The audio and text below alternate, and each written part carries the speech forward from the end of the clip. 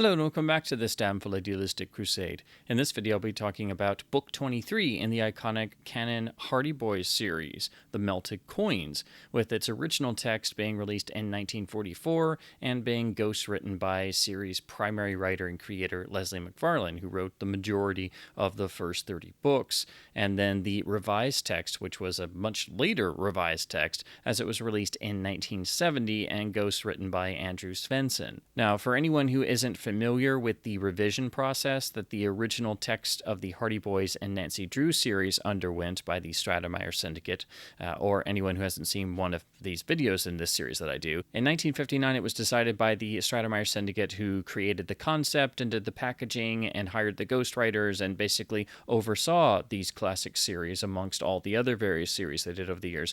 They tried to modernize and update the Hardy Boys and Nancy Drew books that had already been published to then better fit and match with the books that they were publishing from 1959 onwards. So for the Hardy Boys, it means the first 38 books in the original canon, going all the way back to the Tower of Treasure in 1927. Those first 38 books were rewritten by a variety of different ghostwriters out of order over a substantial period of time, starting in 1959. And when the new revision text was created, that would supplant the original text. And outside of replica reprints done by Applewood Books and the original text entering the public domain, those original texts remained essentially buried and out of print. And you wouldn't know any of this as a kid reading the books unless you happened to find two copies of the same book with the same title that were indeed completely different books. As the level of the revisions varied wildly, some books are very similar to their original texts, some make the original text a subplot in a new plot, some add a bunch of subplots to the original text, and others bear very little to perhaps only a passing resemblance to its original text. Basically, enough maybe fleeting elements to be able to say you could have the same title. So it's been described by some as literary vandalism. It is a very interesting thing to study from a literary perspective, as the only way you can really judge the revisions for yourself is to do what I'm doing in this series of reading both texts back to back. So reading the original text and then reading the revised text to see the changes. Now, the Syndicate would have had us believe that they were doing this to modernize the books and remove any bits of racial stereotyping or other dated elements that cropped up occasionally in the original text, which is part of the reason why they did this, but really it was more to get the books down in page count to streamline them in order to transition the books to be printed in a uniform, slimmed down, cheaper manufacturing style. So by the time you get to this point, they had transitioned away from the classic hardcovers with dust jackets, and they had gotten slimmer and slimmer over the years, and they would eventually transition into being the slimmer, uniform, picture cover design with the art printed directly on the book itself. So it was basically a means to cheapen the printing costs and make everything the same uniform size. So there were a lot of reasons why this was done. And so that's why it's really important to study these back to back. And it's a great way to make the series feel fresh again if you're rereading the books for the millionth time. So to talk about The Melted Coins, the original text was released in 1944 by series primary writer Leslie McFarlane.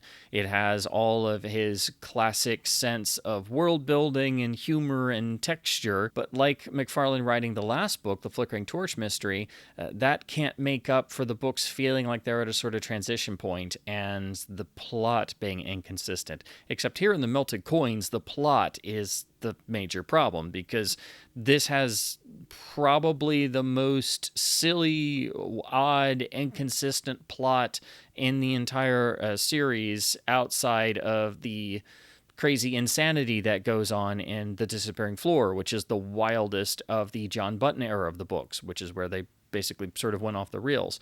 But The Melted Coins plot is so sporadic, episodic, and the main conceit is so bafflingly implausible, or well, really, it's more just plain confusing, because it doesn't make any sense why the criminals or why this gang would be doing this. It doesn't make a lot of sense. So it remains a fun book to read. It remains engaging enough, but there's never quite that full spark and energy of the early original classic books that McFarlane wrote. Basically, the only reason why I think it works is that McFarlane is writing it, and he knew the characters better than anyone because he basically created them outside of the original prompt he was given.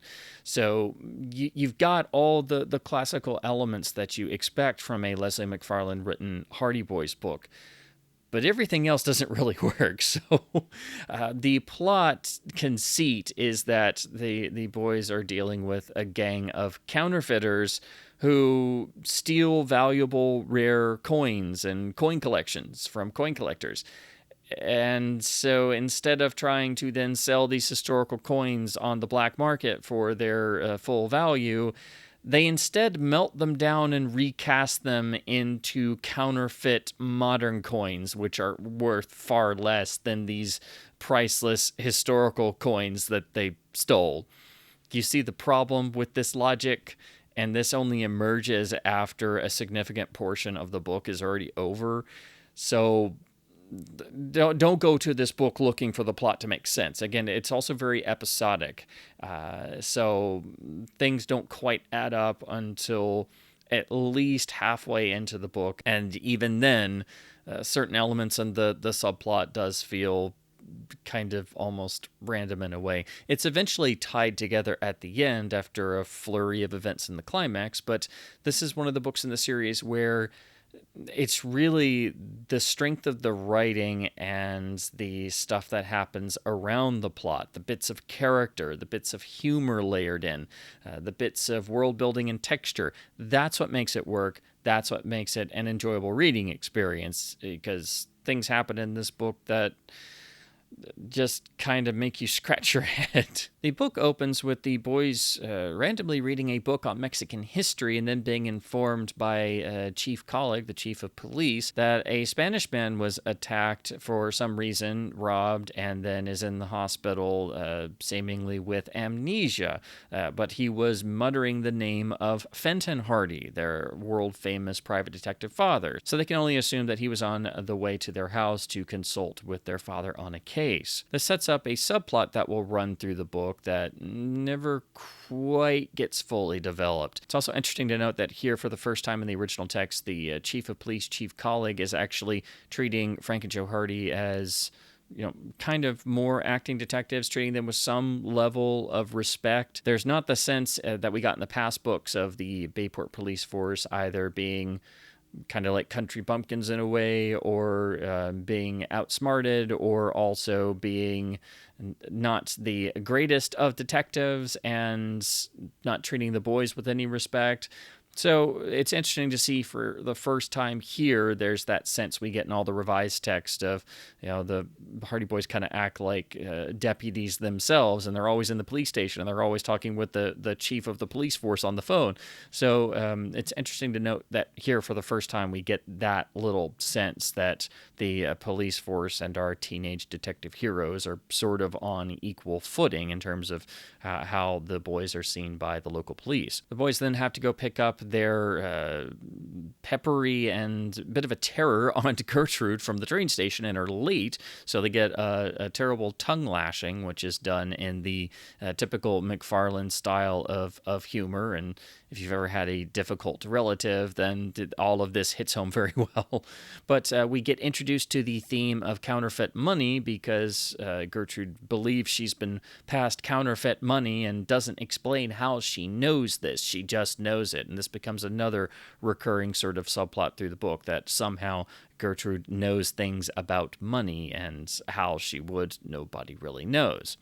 The theme of money is continued further because the boys' chum, Chet Morton, shows up with some historical gold pieces and coins that he turned up on his father's farm when he was tasked with digging a ditch that, of course, he didn't want to do because he's Chet Morton and he doesn't like work in the original text. This continues the theme of coins and also sets up this continual subplot of a sort of treasure hunt that goes on, because they also have to figure out, is this part of a cache or a bigger treasure, and why are they on a farm at the outskirts of town. Why have they just turned up? How did they get there? Then the idea becomes, were they there for a long time, or had they been planted by someone? The boys take their father, Fenton Hardy, to the amnesia patient in the hospital, and Fenton doesn't know anything about this man, so they then have to uncover his story. And since they don't have a name for him, and he's obviously Spanish, the boys then spend the rest of the book calling him or referring to him as Mr. Spanish, which it feels a bit odd every time, but I guess they have to call him something. It also seems apparent that he may be somehow connected with the coin that Chet found, since it is apparently of Spanish origin. From this point onward, there's a lot of backtracking and episodic events that happen between the boys' home in Bayport and also trying to find out more about the coins while making trips back and forth to the ditch digging site, and also camping out there trying to figure out why at night certain individuals show up, and why at one point Chet Morton is actually knocked unconscious. So there is obviously some criminal activity underfoot, but we don't exactly know what it is. There are multiple episodes where the boys' house is apparently being watched, or their mother and aunt think that there's someone watching the house. This happens a number of times, and at one point they are even distracted by a dogfight outside, and their house actually gets robbed. Frank is tasked by his mother to take the donations for her club to a neighboring town to deposit it in a certain bank, and on the way he's chased off the road, waylaid, and the money stolen. This introduces the boys to this other small town where they see an operative of the gang going in and exchanging money and basically making a money laundering switch. Essentially, they see this operative, their one known operative of the gang they're essentially after, known as Ratchy, basically making a money swap of these coins that are obviously what they've manufactured, and thus using the bank itself and all these various small towns. He's basically going around doing money laundering for the gang and getting the counterfeit coins into circulation. On the trail of this counterfeiting operation, the boys find that there are two owners of rare, valuable coin collections who might know something about the coins that Chet found. They are a Carter and Wakefield, and of course, the boys think that their coin collections, which are extremely valuable, may be targeted for being stolen, and of course they eventually do get stolen. The expert that they go to sort of point them towards these collectors is a Chinese character referred to as Old Wu Sing, who has the sort of cliche characterization of being the wise Chinese individual with a sort of curio shop, and his specialty is knowing about rare coins. Thankfully, this is a nicely written character without any major degree of racial stereotyping or anything, but it's basically a cliche stock character who does appear at a few intervals and even manages to get the boys out of a predicament at one point. Again, the feeling of the book being episodic never quite leaves you. Suddenly we're introduced to Fenton Hardy's actual case, so he disappears from the book because he's being tasked with trying to find a missing shipment of gold bullion and other precious metals that was coming from Mexico that was apparently lost at sea, but actually stolen by a gang of counterfeiters who melted some of it down into coins, which is where we get the melted coins of the title. And either that gang is now in operation in Bayport on a smaller scale, or someone was inspired to do that same thing. So this obviously means that, as usual in a Hardy Boys story, the case of their private detective father and the case that they're working on are linked, or will meet up at the end and turn out to be the same case. So this sets up another slight subplot that runs through the rest of the book, that apparently there's a long story attached to this gold that's been melted down, or these precious pieces that have been melted down and recast into regular gold or other money, thus removing a lot of their value. Also, there's apparently a Mexican family story tied to some of this treasure, and also it may have a curse on it, but that's not really developed or gone into much. And it doesn't take much to figure that the amnesia patient sitting in the hospital, who then gets brought to the Hardy house to live until he regains his memory, is probably they're about the Mexican treasure of coins tied to a Mexican family. As if this wasn't already episodic enough, the boys have a moment where they discover a hidden cache of coins near the Morton farm, and this is what's depicted on a lot of the covers of the book, of the boys going in a sort of pit that's been dug and structured to be like an old pirate hiding place with multiple wood platforms to discourage people from discovering the treasure there. For some reason, apparently somebody dug this and hid a bag of coins there. And that is the sort of iconic visual of the book that most people think of because it's on the first two covers. And as if things didn't seem random and episodic enough after that, the boys wind up at the rundown waterfront area trying to find out more about the gang's operations. And this eventually leads them to getting waylaid, and Joe Hardy is threatened by a man who claims to be the descendant of Blackbeard, who is going to give him a giant chest tattoo while he's strapped down to a table, unable to move, and actually starts to give Joe Hardy a giant sailor's chest tattoo, which is supposed to ward off the curse attached to these coins they don't know much about. That's the most out there weird moment of this book, and it's definitely entertaining, but it seems like it comes out of nowhere. And again, he's being threatened by a big guy who thinks he's the descendant of Blackbeard the pirate, because reasons, I guess. The book continues in this fashion until all the various plot threads come together. So we learn about how the gang is tied into the missing treasure that Fenton Hardy is after, how this ties into the legend of the coins once owned by an illustrious Mexican family, how the guy who thinks he's the descendant of Blackbeard the pirate is involved in all of this, how the boys uncover the gang, and how everything ties together, including why this is happening partially at the Morton farm. There's a whole lot of plot threads in this book. They don't necessarily all add up. And in the actual climax, a lot of the action is very much compressed, and some of it is actually done essentially by other characters who sort of go off, and then the text says, oh yes, and then they went to Mexico, and a couple months later this happened, and everything was fine. And that is unsatisfying, of course, because the reader isn't actually involved in that. Also, the plot in terms of what the gang of counterfeiters is doing is so stupid that you don't really have a sense of investment in this plot, because you're wondering how could a gang be so stupid as to take priceless pieces worth tons of money and melt them down to make them not priceless and try to pass them off as regular money. This is still taking place during World War II as well, when rationing was around, but even that doesn't really explain why they would go to these lengths and do this.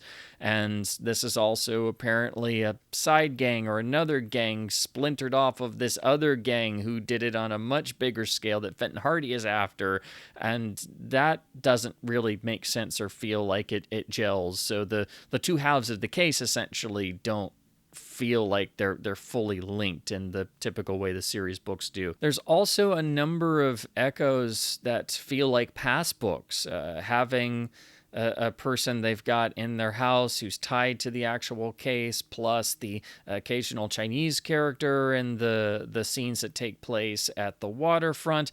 That makes me think of the original text of Footprints Under the Window, which obviously has dated elements, but that was a full blast of a pulp adventure written by McFarlane, and that was a much more fun reading experience and fully consistent in what story it was telling. Melted Coins is not that, and I honestly don't know if it's actually better or worse than the original text of Flickering Torch Mystery. At least that book felt more consistent in the plot it was telling. This feels really episodic, and I think it's only the strength of McFarlane's writing and the characterization, the world building, that really holds it together and makes it enjoyable. So I can understand why fans of the series have issues with this book. If you're on fan groups, you'll see when people talk about what's the dumbest Hardy Boys book or what's the worst plot, it's almost always original text of melted coins or disappearing floor. But melted coins, the plot concept is so stupid and so silly that the whole book doesn't make a lot of sense, and it's hard to grasp what it's after, and it's hard to get invested because the plot concept is so stupid and the book is so episodic. So again, this is a book you come to more for the strength of the writing and what an original text of the series can do versus the revised text. So the revised text is, of course, written and released in 1970. It's one of the last of the revised texts. There were only a couple more done after this. So that means the original text was in print for quite a while, and this book, in terms of the revision, seems much more like the then current style of the Hardy Boys books that were being released in the early 70s. Like all the revised text, there is a much greater focus on action, the pace is dramatically increased, and the page count is dramatically less. The revised text would typically be anywhere between 165 to 180 pages versus the original text being 200 to 210, sometimes a little bit more. So we have constant bits of action and set piece after set piece and a near-death moment or a new clue for the mystery or an additional subplot thrown in. So the revised texts have a lot more going on at the cost of the pacing being dramatically faster and not having that time for that sense of world building and that sense of extra texture. And you do lose that richness of characterization, but that's what you have to expect in all the revised text. Melted Coins in its revised text is, it's basically a different book. There is a sort of melted coin and treasure that has to be found. And there are individuals with a rare coin collection that gets stolen that at one point does involve a dog. The Hardy Boys find themselves off in a more remote location looking for these melted coins and this treasure. So those are really your sort of ties to the original text. This is one of those cases where you can get some echoes of the original text in there, so they can still call it the melted coins, but outside of that, you got to work really hard to find those. So it's basically that there are some form of melted coins that have been stolen. There are some rich people who get their coin collection stolen, and dogs are involved in the theft somehow. And that's really kind of about it. Everything else is different and a new story. This is a far better plotted story, but that's really unfair as the plotting of the original book, and I'm sure this goes back to the outline synopsis that McFarlane was given to turn into a book, was just completely nonsensical, so pretty much anything would be better than that. Here we have multiple subplots that are all tied in, so there is so much more going on in the revised text with a lot less page count, so it has to move quickly. The person who contacts Fenton Hardy for help this time is young Rod Jemerson, who is a construction worker who also is of the Seneca tribe of Native Americans, and he's seeking help because a lot of their priceless relics in terms of tribal mass, and the most important being spoonmouth, which is revealed to be a sort of talisman that is actually melted gold coins that were basically formed into the shape of a spiritual figure, that of spoonmouth. That's been stolen, and so the tribe is facing more and more hardships, and it's thought that without their lucky talisman, along with all their other priceless relics, that they won't be able to survive as a tribal entity, and the younger generations won't have any interest in preserving their culture. So that's what gets the book off and running, but the subplot and Chet Morton's hobby this time, as he always has a hobby in the revised text, is that he's essentially enrolled himself at a fly-by-night college known as Zor College, which is very clearly a con game that's being run, and it's supposed to be located in and around the same area where the Seneca reside. So Frank and Joe Hardy and Chet Morton essentially embark on the two cases together, and the reader knows that they're going to be tied together somehow in the end. Again, the action set piece pieces pile on from the very start. The boys are almost killed in an automobile accident when a car goes out of control, and this is actually containing the wealthy couple who are actually the ones with the coin collection. So this already sets up them as side characters from the very start, and the boys actually wind up staying at their house multiple times. That's how we get introduced to the coin vault that this Dr. Rideau has downstairs. And he is actually himself a former dentist, even has a dental chair in operation in his house. And I think that's about as close as we get to the original text moment of Joe Hardy being strapped to a chair because he's going to get a chest tattoo forcibly applied to curse him by the guy who thinks he's the descendant of Blackbeard the pirate. I have to keep harping on about that because it's such a wild scene. The boys meet up with Jimerson at the construction site he works on, where Joe Hardy, like a moron, decides he's going to walk over and talk to him on a skyscraper that's being constructed. So they go up there, and Joe's just walking out on the girders without a thought, and then almost falls to his death because we had to have an action set piece. But when you examine the logic of that scene, you really realize the character's acting like a moron at that point. But it must be said that this book is so much more tightly focused, in spite of having more subplots, more things going on, more side characters, more suspects, more antagonists, and action beat after surveillance beat after set piece after new clue to the mystery, that the pace never lets up. It almost, in a way, though, has the same problem the original text does, in that you're not quite as invested in the story because it is so nonstop, and we have all these different plot threads going up until the point that we have multiple antagonists introduced, multiple attempts are made on the boy's life. They have to figure out who's actually the one behind the thefts of the important masks and the spoon mouth or gold coins, and also what's going on with this creepy, mysterious college? Why is it somehow tied into a gang that Fenton Hardy is after? And also, how all of this is going to come together at the end of the book, which it does in a much better and more satisfying way than the original text did. Ironically, though, the more interesting plot is actually the fly-by-night con game knockoff college that Chet Morton's gotten swindled by.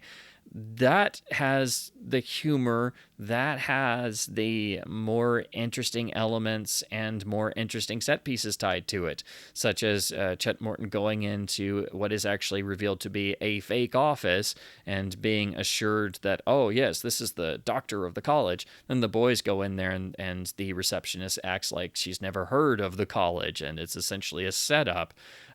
Or how they drive to the actual location of where the college campus is supposed to be, and it's like two rundown shacks in the middle of the woods in like upstate New York with some random animals running around, and the roof is caved in, and just the look on Chet Morton's face.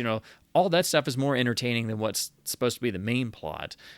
But everything works well enough. It's just one of the revised texts where the focus is on action constantly, that by the time you finish it, it's never been quite as investing as other books in the series. So there are points in the revised text in terms of the individual volumes where they can sort of start to blend together as one satisfying enough adventure that only has certain moments that make it stick out in your mind. So for me, the revised text of the Melted Coins, whenever somebody mentions it, I of course think of the cover image, I think of the tribal mask, the melted coins in the shape of spoon mouth, and also this being the book where Chet Morton wants to go to college so badly he gets swindled by a fly-by-night operation. The level of intensity does increase as eventually Frank Hardy is actually shot with a poisoned dart and apparently faces almost death, and then Chet Morton is actually kidnapped for a portion of the book, and the boys have to find him before nefarious things might happen to him. Everything builds to a head at the climax, but the actual theft of the coin collection is rather interestingly sort of put on the back burner. It feels like it's made to be less important in terms of the plotting and the overall focus. So there's so many things going on that by the end of the revised text, it's hard to say if it's actually better than the original text. It's certainly better in terms of its plotting, and it's, again, a testament to the strength of the revised text that this book, being as short as it is, and supposedly being a revision of the original text, can do all this with all this additional material and action set pieces and subplots and all this stuff piled on, and actually pull it off. But again, it's at the cost of the world building and the level of characterization, and in spite of all the near-death moments and set pieces that happen to the boys, you don't quite feel them as much as you do the original text. So still, the most dangerous feeling part of both books is the moment where Joe Hardy gets strapped to a table and almost forcibly tattooed by crazy Blackbeard guy. So if that tells you anything, and the boys face more near-death moments in the revised text, but they don't have that same level of crazy Blackbeard guy's going to give you a chest tattoo to curse you. So ultimately, I don't know if I can say one text is actually better than the other. As always, it's hard to compete with McFarlane writing the series that he really created. So the original text has a better handle on the characters, greater sense of characterization, and has all the little tiny moments that make the books feel three-dimensional. Little moments of humor, little bits of time that are spent to make the actual text feel like it's living and breathing. You don't really get that in the revised text because they don't have the time for it. And I'm sure that was the first thing the syndicate said, no, we're not doing that. These have to move and get kids' attention. So if I had to choose one over the other, I might actually lean towards the original text because it just, it has that extra spice to it. It has that sense of world building, but it's an unfair comparison because you've got the original creator and writer doing it, as nonsensical and lackluster as the actual plot is. But the revised text is the better constructed book. It is the better plotted book, obviously. It's the more complex book. But at the end of the day, I think this is almost a bit of a draw between the two if you were trying to pick one as being better than the other. Each represents where the series was at the point it was written in both 1944 and 1970. And they're basically at two different points because such an amount of time separates them. Now to talk about the cover art designs, as I like to do in these videos, there are three for the melted coins. The original from 1944 is by the artist Paul Lonnie, and this is done in the style he was doing for the series at this point in the early to mid 40s. So we have the scene I mentioned before, which is really the centerpiece moment of the book and what is used on the first two covers. So here we have what looks like Frank Hardy being pulled up by Joe and Chet by rope as they had fallen through into this pit almost by accident, because nothing in the original text makes much sense. But here we've got the sort of leather bag with the coins of the title spilling out, giving the idea that there's going to be a buried treasure theme of the book. So, this gives you the at least some of the idea and spirit of the book, as it should. We've got a nice usage of color in terms of the browns, but especially the sky behind them being almost at sunset. So we've got a nice bit of red, orange, and yellow, which offsets the title nicely. The actual title font is also a bit more inventive, at least, than some of the standardized fonts the titles were using around this period. The composition of the overall image is nice and gives a sense of tension because we see the broken planks of wood and Chet basically grabbing Frank's hand, so it looks like, the rope may snap. This is obviously a moment where there's a little bit of danger involved. So I like everything about this cover. I think it's one of the best covers of this era, which the cover artworks of the early 40s could kind of be hit or miss. They could sometimes, like this, have a little bit of the pulp flavor of the covers of the early 30s, but they could also have a little bit of a generic feel. As usual, my one major complaint, if I had to say anything, is that the actual likenesses of the boys' faces do look a little bit weird, but it is a lot better than the preceding covers at this time period. So I think of the covers of the early 40s, this is definitely one of the better ones. In 1962, we got the second cover by artist John Leone, and this is basically what he was tasked to do with the other covers he was doing at this time. This is basically repurposing the original art, depicting the same scene, but doing it in a more realistic style in terms of the likenesses, and also a bit of a simplified style. So we have the new uniform font matching the other covers done at this time, and this would primarily be done and be turning up on the eventual picture cover form of the books. But this is still the original text. So we have the same scene, except now it's Joe being pulled up, which actually I think is more accurate to the text, because I think it's first Frank goes down and then Joe comes up with the coins, or I can't remember, it may be the other way around. But we have what looks like Joe being hauled up. We have Frank and Chet up there. Now it's at night, which gives it, a little bit more of an ominous quality. We've still got the broken wood boards, which are unfortunately kind of obscured by the title a little bit. But there's a sense, due to the different sort of angle and how the pit is depicted, that there's more stress on the rope. So actually, I think this image, while it's a bit simpler, actually gives you more of a sense of the danger factor and that this is some sort of deep pit they've fallen into. We've also got a bit more focus on the coins, and they're spilling out directly in front of Joe there. So I think this is maybe slightly less attention-grabbing at first, but actually more detailed at the same time. The boys are much more realistic in terms of the likenesses, and of course their clothes are, updated a bit to look a bit more like 1962, obviously. The only issue is that, like a lot of these covers at this point, there is quite a lot of dead space going on between, obviously, Joe and Frank, and between Joe's head and where the title comes in.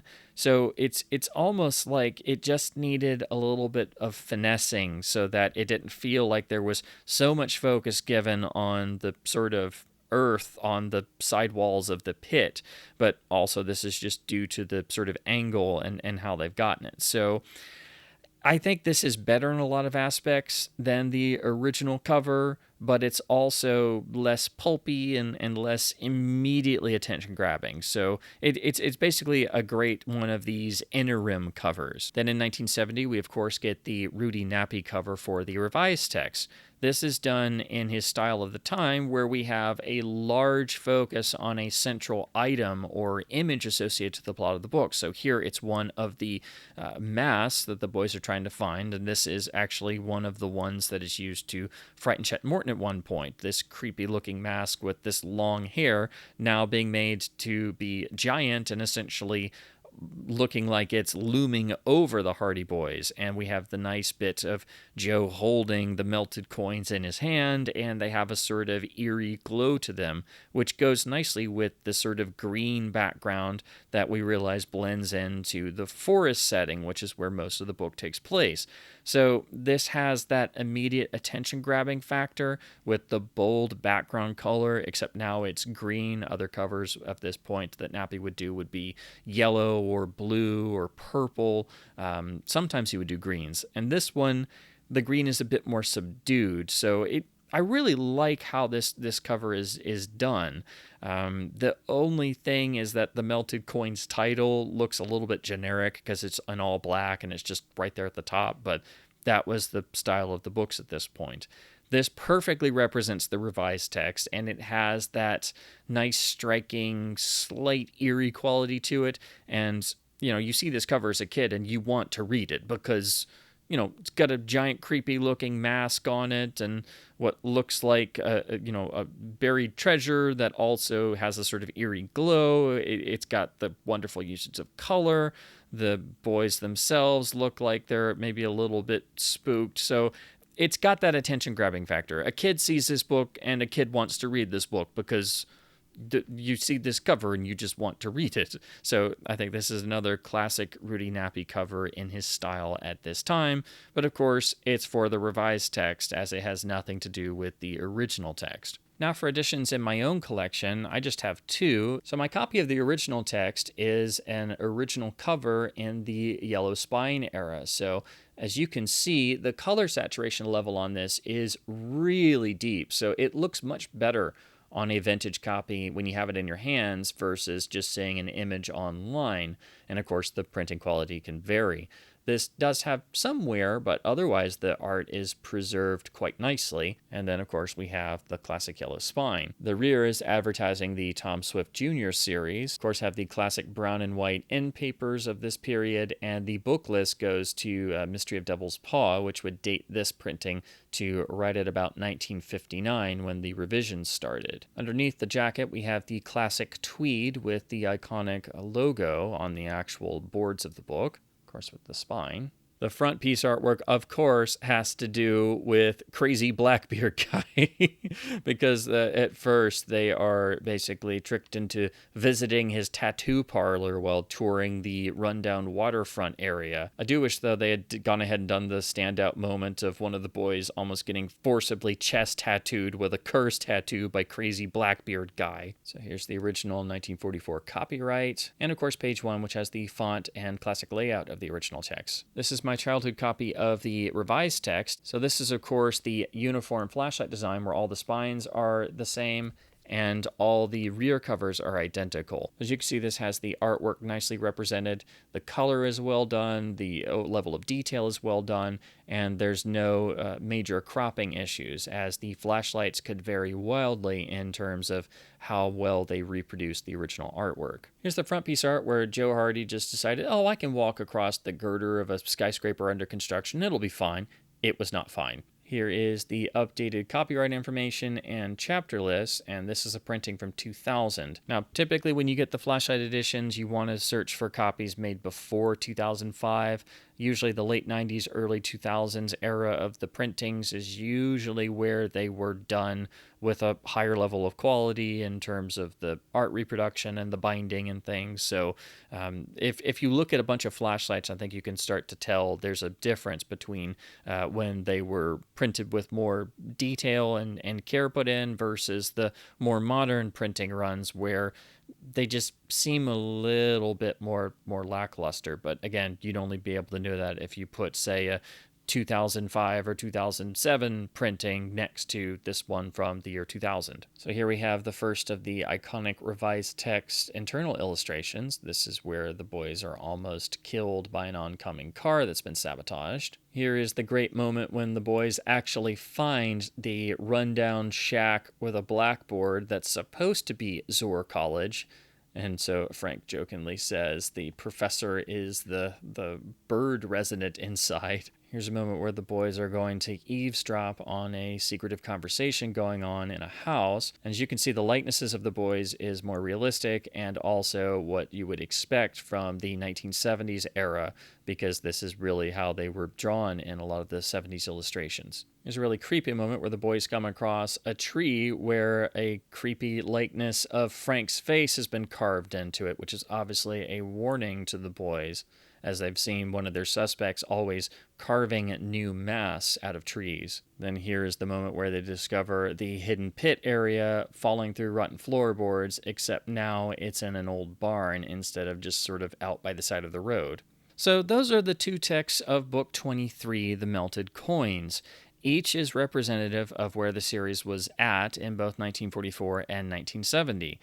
Each has its share of issues, but the revised text is by far the better plotted book, because again, the plot of the original text, it's so stupid and episodic that it's hard to even describe or recount. But again, what sort of makes up for that is that it's still Leslie McFarlane writing the book, and so that's where its real strength lies versus the revised text not having that sense of at least some depth to it. So I think what you prefer will very much depend on what you're looking for in a Hardy Boys story. If I had to choose one as the better book overall, it would be the revised text, but if I had to choose the book that was the more somewhat enjoyable reading experience, I think I might lean towards the original text because it's, again, McFarlane's writing.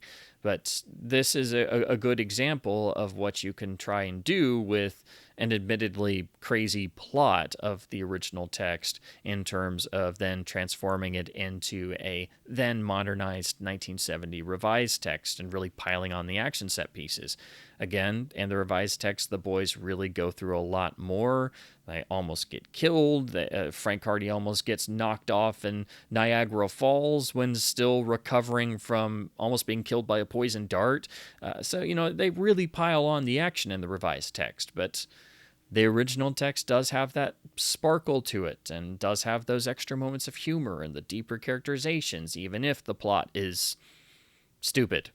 And also, the original text has crazy Blackbeard guy. So I know I keep harping on about that, but that's just the bit that always gets me. As dumb as the plot is, it's got crazy Blackbeard guy. So I could have used more of crazy Blackbeard guy, actually. There wasn't enough of him. So this is certainly an interesting case for original versus revised text in the Hardy Boys series. And it's I think, up to each reader to figure out which you may prefer. But each one has its pluses and certainly its minuses, and the original text has a lot more minuses than the revised text does. So as always, I hope my babblings about the classic Hardy Boys series has been at least somewhat fun and informative. I do hopefully intend to return soon with my thoughts on the next book in the series, Book 24, The Shortwave Mystery, in its original and revised text. Until then, please do keep supporting your local bookstores by hopefully being able to find some lovely Hardy Boys editions to add to your collection. Keep reading the classic books, and as always, thank you ever so much for watching.